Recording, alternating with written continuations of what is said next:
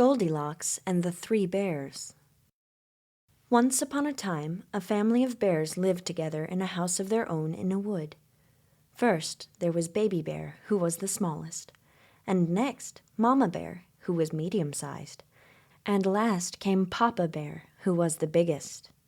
They had each a bowl for their porridge, a little bowl for Baby Bear, and a middle-sized bowl for Mama Bear, and a great big bowl for Papa Bear. And they had each a chair to sit in, a little chair for Baby Bear, and a middle-sized chair for Mama Bear, and a great big chair for Papa Bear. And they had each a bed to sleep in, a little bed for Baby Bear, and a middle-sized bed for Mama Bear, and a great big bed for Papa Bear. One day, after Mama Bear had made the hot porridge for their breakfast and poured it into their porridge bowls, they walked out into the wood while the porridge was cooling so that they wouldn't burn their mouths by beginning too soon to eat it.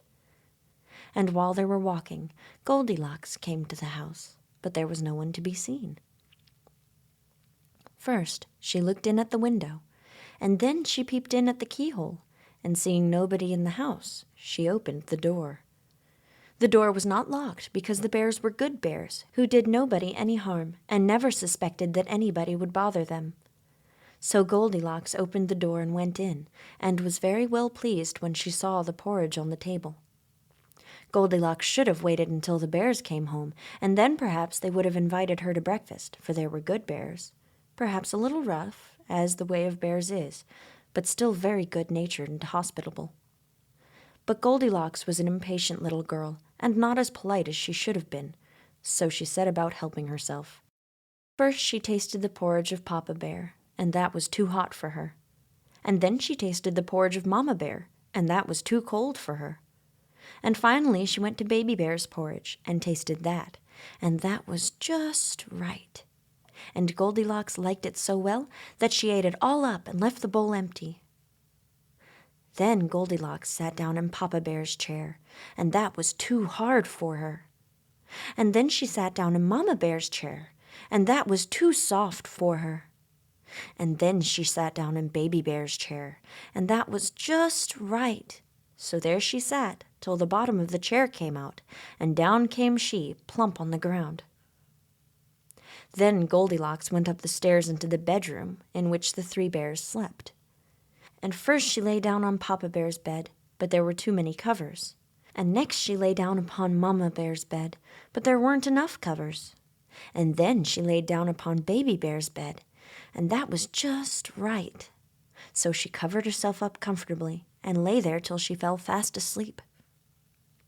By this time the three bears thought their porridge would be cool enough, so they came home to breakfast. Now Goldilocks had left Papa Bear's wooden spoon standing in his porridge, and when he saw it, he said in his great gruff voice, "Somebody has been eating my porridge." And when Mama Bear looked at hers, she saw that her silver spoon was standing in it too, and in her sweet voice she said, "Somebody has been eating my porridge."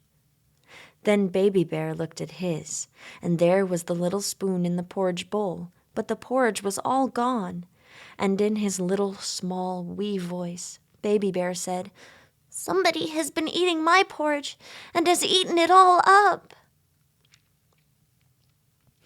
When they noticed all this, the three bears realized that someone had come into their house and bothered their things, and they began to look all around them. Now Goldilocks had not put the hard cushions straight when she had got up from Papa Bear's chair, and in his great, gruff voice he said, "Somebody has been sitting in my chair."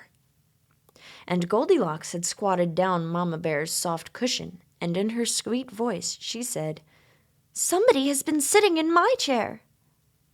And you know what Goldilocks had done to the third chair, and in his little, small, wee voice, Baby Bear said, "Somebody has been sitting in my chair and has broken it all to pieces." Then the three bears thought they needed to make a careful search, so they went upstairs into their bedroom. Now Goldilocks had pulled the pillow of the Papa Bear out of his place, and when he saw that, Papa Bear said in his great gruff voice, "Somebody has been lying on my bed." And Goldilocks had left a hollow, empty place in Mama Bear's bed, and in her sweet voice she said, "Somebody has been laying in my bed." And when Baby Bear came to look at his bed, there wasn't a hollow, empty place, but a round, high place under the covers. And there was the pillow in its place, but it wasn't empty, for there upon the pillow was Goldilocks' face covered by her golden hair, and in his little, small, wee voice, Baby Bear said, "Somebody has been lying in my bed, and there she is!" Goldilocks had heard in her sleep the great, rough voice of Papa Bear, but she was so fast asleep that it was no more to her than the roaring of wind or the rumbling of thunder. And then she had heard the sweet voice of Mamma Bear, but it was only as if she had heard birds singing in a dream. But when she heard the little, small, wee voice of Baby Bear, it was so surprising that it wakened her at once.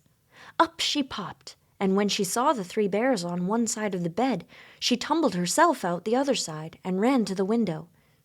Now the window was open, because the bears, like the good, tidy bears they were, always opened their bedroom window when they got up in the morning. Out Goldilocks jumped, and she ran away as fast as her legs would carry her. And the three little bears never ever saw again even one little golden hair of her golden locks.